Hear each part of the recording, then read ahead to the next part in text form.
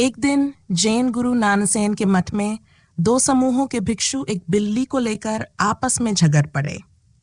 दोनों का दावा था कि बिल्ली उनकी है। ये विवाद इतना बढ़ गया कि नानसेन स्वयं वहां पहुंचे। उन्होंने बिल्ली को अपनी बाहों में उठाया और कहा, यदि तुम में से कोई एक भी ऐसी बात कह दे जो सत्य से निकली हो तो इस बिल्ली की जान बच जाएगी। पूरा मठ मौन हो गया। किसी के पास कोई उत्तर नहीं था। तब नानसेन ने बिल्ली के 2 टुकड़े कर दिए और उसका एक एक हिस्सा दोनों समूहों को दे दिया। उस शाम जब उनके शिष्य जोशु लौटे तो नानसेन ने उन्हें पूरी घटना सुनाई। जोशु ने कोई तर्क नहीं दिया, कोई उपदेश नहीं दिया। उन्होंने बस अपनी चप्पलें उठाई, उन्हें अपने सिर पर रखा और चुपचाप वहां से चले गए। नानसेन उन्हें देखते रहे और फिर बोले, यदि तुम उस समय वहां होते तो इस बिल्ली की जान बच जाती। ये सुनकर मन तुरंत पूछता है, क्या सचमुच एक बिल्ली को मारना आवश्यक था? क्या यह करुणा है? क्या यह आध्यात्मिकता है? लेकिन जैन कहता है, यदि तुम केवल घटना को देख रहे हो तो अभी तुमने कुछ भी नहीं देखा। नानसेन की दृष्टि बिल्ली पर नहीं थी। उनकी दृष्टि उन मनों पर थी जो एक बिल्ली तक को मेरी और तेरी में बांध चुके थे। जिस व्यक्ति ने संसार छोड़ दिया, जिसने धन, परिवार और संपत्ति का त्याग कर दिया, वही अब एक बिल्ली का मालिक बनने के लिए लड़ रहा था। यही मन का खेल है। त्याग केवल वस्तुओं का नहीं होता। असली त्याग उस भावना का होता है जो हर चीज पर अधिकार जमाना चाहती है। घर छोड़ देना आसान है, लेकिन मेरा छोड़ देना बहुत कठिन है, क्योंकि मेरा किसी वस्तु में नहीं रहता, वह मन में रहता है। यही कारण है कि बहुत से लोग संसार छोड़ देते हैं, लेकिन संसार उनके भीतर बना रहता है। वे घर छोड़ते हैं और मंदिर को अपना बना लेते हैं, परिवार छोड़ते हैं और आश्रम पर अधिकार जमाने लगते हैं, दान करते हैं, फिर सभी जगह गाते फिरते हैं कि मैंने इतना दान दिया। वस्तुएं बदल जाती हैं, लेकिन मालिक बनने की इच्छा वैसी ही रहती है। मन को किसी साम्राज्य की जरूरत नहीं होती। उसके लिए एक छोटी सी बिल्ली भी पर्याप्त है, क्योंकि मन को वस्तु नहीं चाहिए, उसे स्वामित्व चाहिए। और जहां स्वामित्व आता है वहीं संघर्ष जन्म लेता है, क्योंकि जिस क्षण तुम कहते हो ये मेरा है, उसी क्षण तुम पूरे अस्तित्व के विरुद्ध खड़े हो जाते हो। इस धरती पर, इस आकाश में, इस जीवन में वास्तव में किसी का भी अधिकार नहीं है। हम केवल उपयोग कर सकते हैं, मालिक नहीं बन सकते। सोचो, क्या हम आकाश के मालिक हो सकते हैं? क्या हम पृथ्वी के मालिक हो सकते हैं? फिर भी मन हर चीज पर अधिकार चाहता है। यही अधिकार की भावना युद्धों को जन्म देती है। यही हिंसा, संघर्ष और विभाजन की जड़ है। इतिहास बताता है कि मनुष्य ने हजारों वर्षों तक लगातार युद्ध किए हैं। कारण केवल भूमि या धन नहीं था, असली कारण था स्वामित्व। जब भी कोई कहता है ये मेरा है, उसी क्षण संघर्ष शुरू हो जाता है। इसीलिए बुद्ध, महावीर और संतों ने अपरिग्रह की शिक्षा दी। उन्होंने ये नहीं कहा कि घर मत बनाओ। उन्होंने कहा, घर में रहो, उसका उपयोग करो, उसके लिए कृतज्ञ रहो, लेकिन उससे आसक्त मत हो। उपयोग करो, अधिकार मत जताओ। यही सच्चा संन्यास है। संन्यास वस्त्र बदलने का नाम नहीं, मन बदलने का नाम है। जिसके भीतर स्वामित्व समाप्त हो गया, वही वास्तव में मुक्त हो गया। नानसेन के शिष्य संसार छोड़ चुके थे, लेकिन उनका मन अभी भी उनके साथ था। इसलिए वह अब भी लड़ रहा था। केवल लड़ाई का विषय बदल गया था। जब तुम किसी से लड़ते हो, तब तुम्हें अपने होने का अनुभव होता है। इसलिए मन लड़ाई चाहता है। महावीर और बुद्ध ने अहिंसा पर इतना जोर केवल इसलिए नहीं दिया कि किसी को चोट ना पहुंचे। उन्होंने इसलिए कहा, क्योंकि जहां हिंसा समाप्त होती है, वहीं अहंकार भी समाप्त होने लगता है। जरा कल्पना करो, यदि इस पूरी पृथ्वी पर तुम अकेले रह जाओ और तुम्हारे सामने कोई दूसरा व्यक्ति ही ना हो, तो क्या तुम्हारे भीतर अहंकार रहेगा? शायद नहीं, क्योंकि अहंकार तुम्हारे भीतर अकेला नहीं रहता। उसे हमेशा किसी दूसरे की आवश्यकता होती है। वह तुलना से पैदा होता है, टकराव से पैदा होता है, संघर्ष से पैदा होता है। मनुष्य के संबंध 2 प्रकार के हो सकते हैं। एक वह जिसमें भय, घृणा और संघर्ष हो। दूसरा वह जिसमें प्रेम, करुणा और सहानुभूति हो। जहां प्रेम आता है वहां अहंकार धीरे धीरे पिघलने लगता है। लेकिन यही सबसे बड़ा विरोधाभास है। हर इंसान प्रेम चाहता है, फिर भी प्रेम निभा नहीं पाता, क्योंकि प्रेम का अर्थ है अपने अहंकार को छोड़ देना, और मन अहंकार को छोड़ना नहीं चाहता। इसलिए प्रेम करने वाले लोग भी अक्सर एक दूसरे से लड़ते रहते हैं, जैसे मन ने दोनों के बीच एक समझौता कर लिया हो। कुछ क्षणों के लिए प्रेम आता है, अहंकार शांत हो जाता है, फिर मन बेचैन होने लगता है और दोबारा लड़ाई शुरू कर देता है। यही कारण है कि रिश्तों में एक अजीब लय बन जाती है। सुबह संघर्ष, शाम प्रेम, फिर अगली सुबह वही संघर्ष। जैन कहता है, जब तक मन है तब तक यह चक्र चलता रहेगा, और जिस दिन मन की पकड़ ढीली पड़ जाएगी, उसी दिन न केवल संघर्ष समाप्त होगा, बल्कि वह मैं भी समाप्त होने लगेगा, जो हर चीज पर अपना अधिकार जताना चाहता है। शायद यही कारण था कि नानसेन ने अपने शिष्यों को शब्दों से नहीं, बल्कि एक ऐसे झटके से जगाना चाहा, जिसे वे जीवन भर भूल ना सकें। क्योंकि कुछ सत्य ऐसे होते हैं जिन्हें तर्क से नहीं, केवल जागरण से समझा जा सकता है। सच्चा प्रेम वह नहीं है जहां दो लोग केवल साथ रहते हैं। सच्चा प्रेम वह है जहां संघर्ष समाप्त हो जाता है, जहां दो शरीर अलग दिखाई देते हैं, लेकिन उनका अस्तित्व एक हो जाता है। वहां ना मैं बचता है, ना तुम। सीमाएं मिट जाती हैं और केवल एकता रह जाती है। लेकिन नानसेन के ये भिक्षु उस अवस्था तक नहीं पहुंचे थे। उन्होंने संसार का त्याग तो कर दिया था, पर मन का नहीं। उनके भीतर अभी भी अधिकार की इच्छा थी, संघर्ष की इच्छा थी, और अहंकार जीवित था। बिल्ली तो केवल एक बहाना थी। नानसेन ने सभी भिक्षुओं को बुलाया, बिल्ली को अपने हाथ में उठाया और कहा, यदि तुम में से कोई एक ऐसी बात कह दे जो इस बिल्ली को बचा सके, तो इसकी जान बच जाएगी।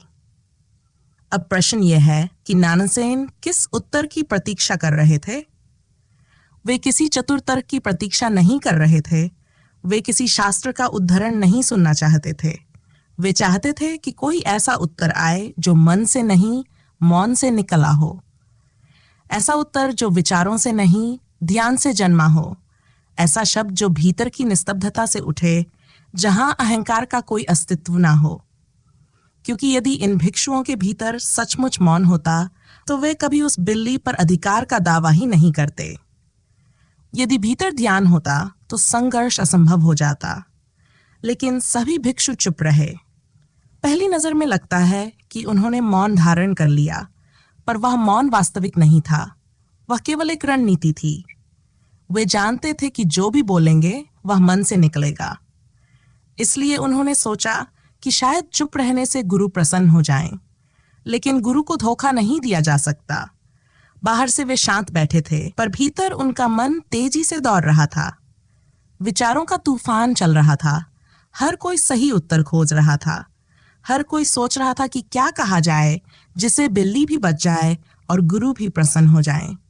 उनका शरीर शांत था, लेकिन मन पहले से अधिक सक्रिय था। यही मनुष्य की सबसे बड़ी भूल है। हम समझ लेते हैं कि चुप बैठ जाना ही मौन है, जबकि बाहर की चुप्पी और भीतर का मौन दो बिल्कुल अलग अवस्थाएं हैं। तुम बिना बोले भी भीतर बहुत शोर कर सकते हो, और कोई व्यक्ति बोलते हुए भी भीतर पूरी तरह शांत हो सकता है। मैं बोल रही हूं, फिर भी भीतर मौन हो सकता है, और तुम मेरी बात सुनते हुए भी भीतर लगातार सोचते रह सकते हो। शब्द बाहर रुक सकते हैं, लेकिन मन का शोर चलता रहता है। जैन कहता है कि मन एक बंदर की तरह है। नानसेन अपने शिष्यों से यही कह रहे थे, यदि एक क्षण के लिए भी तुम इस बंदर जैसे मन से मुक्त हो जाओ, तो ये बिल्ली बच सकती है। लेकिन यही सबसे कठिन बात है। जैसे ही तुम मन को रोकने की कोशिश करते हो, वह और तेज दौड़ने लगता है। जैसे ही उसे चुप कराने की कोशिश करते हो, वह और जोर से बोलने लगता है। जितना दबाओगे, उतना विद्रोह करेगा। यही मन की प्रकृति है। और सबसे बड़ी समस्या यह है कि मन को रोकने की कोशिश भी मन ही करता है, इसलिए वह कभी सफल नहीं होती। सभी भिक्षु बिल्ली को बचाना चाहते थे, लेकिन वे उसी बिल्ली पर अधिकार भी चाहते थे। और जिस मन में अधिकार की भावना हो, वह कभी मौन नहीं हो सकता। ऐसा मन किसी को बचा भी नहीं सकता, वह केवल नष्ट कर सकता है। अब इस कथा का सबसे गहरा रहस्य समझो। बिल्ली को वास्तव में नानसेन ने नहीं मारा। बिल्ली तो उन भिक्षुओं ने पहले ही मार दी थी। नानसेन ने केवल उस सत्य को प्रकट किया जो पहले से घट चुका था। जिस क्षण उन्होंने जीवित बिल्ली पर कहा, यह मेरी है, उसी क्षण उसकी स्वतंत्रता समाप्त हो गई। और जहां स्वतंत्रता समाप्त होती है, वहां जीवन भी धीरे धीरे समाप्त होने लगता है। जीवन पर अधिकार नहीं किया जा सकता। वह बिल्ली तो हवा की तरह थी, कभी मठ के इस हिस्से में चली जाती, कभी दूसरे हिस्से में। वह किसी की नहीं थी। उसने कभी यह दावा नहीं किया कि ये भिक्षु मेरे हैं या वे मेरे हैं। वह केवल जी रही थी। प्रकृति की हर चीज ऐसी ही होती है। पेड़ किसी पर अधिकार नहीं जताते, पक्षी आकाश को अपना नहीं कहते, नदियां अपने जल पर दावा नहीं करती। केवल मनुष्य ही हर चीज पर मेरा लिख देना चाहता है। और इसी एक शब्द के कारण उसने जीवन का सबसे बड़ा रहस्य खो दिया।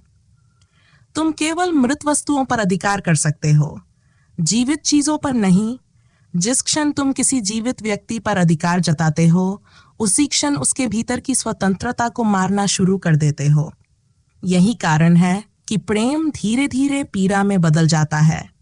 दो लोग प्रेम करते हैं, फिर एक दूसरे को अपना बनाने लगते हैं, फिर एक दूसरे को नियंत्रित करने लगते हैं। धीरे धीरे स्वतंत्रता समाप्त हो जाती है और जीवन का प्रवाह रुक जाता है। जो व्यक्ति कभी एक जीवित नदी था, वह धीरे धीरे एक जमी हुई झील बन जाता है। अब वह कहीं जा नहीं सकता। अब वह पूरी तरह तुम्हारा है। लेकिन सोचो, क्या किसी मृत चीज से प्रेम किया जा सकता है? यही प्रेम की सबसे बड़ी विडंबना है। हम किसी से प्रेम इसलिए करते हैं क्योंकि वह जीवित है, और फिर उसी प्रेम के नाम पर उसकी जीवंतता को समाप्त कर देते हैं। नानसेन यही दिखाना चाहते थे। वे हिंसा नहीं सिखा रहे थे, वे उस अदृश्य हिंसा को सामने ले ला रहे थे जो मन हर दिन करता है। यही नानसेन दिखाना चाहते थे। किसी व्यक्ति पर अधिकार मत जताओ, क्योंकि जिस क्षण तुम किसी को अपना बनाना चाहते हो, उसी क्षण तुम उसकी अखंडता को तोड़ना शुरू कर देते हो। इसीलिए मैं बार बार कहती हूं कि पूर्ण होना ही पवित्र होना है। पवित्रता कोई धार्मिक पहचान नहीं है। पवित्रता का अर्थ है भीतर किसी प्रकार का विभाजन ना रह जाए। लेकिन यदि तुम अपने भीतर झांको तो पाओगे कि तुम एक व्यक्ति नहीं हो। तुम्हारे भीतर कई आवाजें हैं। माँ की आवाज, पिता की आवाज, शिक्षकों की आवाज, समाज की आवाज, धर्म की आवाज, और इन सब के बीच तुम्हारी अपनी आवाज कहीं खो गई है। हर कोई तुम्हें अपनी दिशा में खींचना चाहता है। हर कोई चाहता है कि तुम उसी के अनुसार जियो। धीरे धीरे तुम्हारा व्यक्तित्व अनेक टुकड़ों में बांट जाता है। इसी टूटन से बेचैनी जन्म लेती है। इसी टूटन से मानसिक तनाव पैदा होता है। इसी टूटन से मनुष्य स्वयं से दूर होता चला जाता है। इसे एक साधारण उदाहरण से समझो। मान लो रात को तुम निश्चय करते हो कि कल सुबह 5 बजे उठोगे। पूरे विश्वास के साथ अलार्म लगाते हो।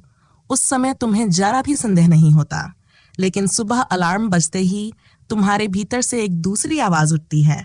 वह कहती है, आज बहुत ठंड है, बस 5 मिनट और सो लो, और तुम फिर सो जाते हो। बाद में उठकर फिर वही वाह करते हो, कल से पक्का उठूंगा। सोचो, क्या रात वाला व्यक्ति और सुबह वाला व्यक्ति एक ही था? यदि एक ही होता तो निर्णय क्यों बदल जाता? सच्चाई यह है, एक हिस्सा संकल्प लेता है, दूसरा हिस्सा उसे तोड़ देता है। ठीक यही हर दिन होता है। उस दिन शाम को एक और शिष्य मठ में लौटा। वह सुबह वहां उपस्थित नहीं था। नानसेन ने उसे पूरी घटना सुनाई। उन्होंने कहा, मैंने उन्हें अवसर दिया था। यदि वे जैन के अनुसार प्रतिक्रिया देते तो बिल्ली बच जाती, लेकिन वे ऐसा नहीं कर सके। उस शिष्य ने पूरी बात सुनी। उसने एक भी शब्द नहीं कहा, बस अपनी चप्पलें उतारी, उन्हें अपने सिर पर रखा और चुपचाप वहां से चला गया। नानसेन मुस्कुराए और बोले, यदि तुम सुबह यहां होते तो बिल्ली बच जाती। अब प्रश्न उठता है, आखिर उस शिष्य ने ऐसा क्या किया? उसने कोई उत्तर नहीं दिया, कोई तर्क नहीं रखा, कोई शास्त्र नहीं सुनाया। उसने केवल एक कार्य किया, और उसी कार्य में उसका पूरा उत्तर छिपा था। उसने अपनी चप्पलें सिर पर रख दी। ये देखने में बिल्कुल बेतुका लगता है, लेकिन जैन की भाषा तर्क की नहीं, प्रतीकों की भाषा है। उस शिष्य ने जैसे कह दिया, जिस सिर पर हमें इतना गर्व है, जिस बुद्धि को हम सबसे ऊंचा मानते हैं, उसका मूल्य इन जूतों से भी अधिक नहीं है। उसने इसे जीकर दिखा दिया। उसने यह भी बता दिया कि जहां केवल विचार है वहां समाधान नहीं है, जहां केवल मन है वहां सत्य नहीं है। नानसेन समझ गए कि यह व्यक्ति मन से नहीं, संपूर्ण अस्तित्व से प्रतिक्रिया दे रहा है। यही कारण था कि उन्होंने कहा, यदि तुम वहां होते तो बिल्ली बच जाती। जीवन को बचाने का केवल एक ही मार्ग है, सहज होना। यही संदेश उस शिष्य ने दिया। वह शिष्य एक क्षण भी नहीं रुका। उसने कथा सुनी, जूते सिर पर रखे और चल दिया। यदि वह एक पल भी सोचता तो शायद नानसेन उसे भी डांटते, क्योंकि उस समय सोचने का नहीं, जीने का क्षण था। यही ध्यान नाम मन के किया गया कार्य। लेकिन हम उससे डरते हैं। हमें लगता है कि यदि मन के बिना कुछ किया तो कहीं गलती ना हो जाए। यही डर मन को शक्ति देता है। वह कहता है, पहले सोचो, फिर निर्णय लो, फिर कार्य करना। और इसी बीच जीवन की ट्रेन आगे निकल जाती है। यदि ध्यान में उतरना है तो इस भय को छोड़ना होगा। शुरुआत में अवश्य कंपन होगा, पूरा अस्तित्व कांपेगा, क्योंकि तुमने जीवन भर मन के सहारे ही चलना सीखा है। लेकिन इसका अर्थ यह नहीं कि अब तुम भी अपने जूते सिर पर रखकर घूमने लगो। यदि तुम ऐसा करोगे तो वह भी मन की नकल होगी, और नकल कभी सत्य तक नहीं पहुंचाती। जैन किसी व्यवहार की नकल नहीं सिखाता। वह उस चेतना की ओर संकेत करता है जहां से वह व्यवहार जन्मा था। मन भी ठीक ऐसा ही है। वह केवल खुशबू है, वास्तविक भोजन नहीं। वह केवल आवाज है, सत्य नहीं। जो कुछ भी मन करता है उसमें केवल आभास होता है, जीवन नहीं। इसलिए इस कथा को सुनकर उसकी नकल मत करना। अपने भीतर से कार्य करना, सहज होकर कार्य करना। जिस दिन तुम मन को एक ओर रख दोगे, उसी दिन समझ जाओगे कि नानसेन ने कोई बिल्ली नहीं मारी थी। मरता केवल मन है, मरती केवल धारणाएं हैं। और जिस दिन ये अनुभव हो जाएगा, उस दिन तुम मुस्कुरा कर कहोगे, नानसेन ने किसी बिल्ली को नहीं काटा था। उन्होंने केवल मन के सबसे बड़े भ्रम को काट दिया था। जीवन को बचाने वाला केवल एक ही उपाय है, हर क्षण पूर्ण जागरूकता के साथ जीना, बिना मन की अंतहीन बहस के, सहज होकर, संपूर्ण होकर जीना। और शायद यही इस पूरी कथा का सबसे गहरा संदेश भी है। तुम्हें बचाने कोई बाहर से नहीं आएगा। तुम्हें बचाने वाला केवल तुम्हारा अपना जागरण है। जब तुम बिना मन के पूरी सजगता के साथ कार्य करना सीख जाते हो, उसी क्षण जीवन बच जाता है। और तब पता चलता है, ना बिल्ली ही मरी थी, ना तुम कभी मरोगे। मरता केवल मन है, और जो मन से परे है वही तुम्हारा वास्तविक स्वरूप है।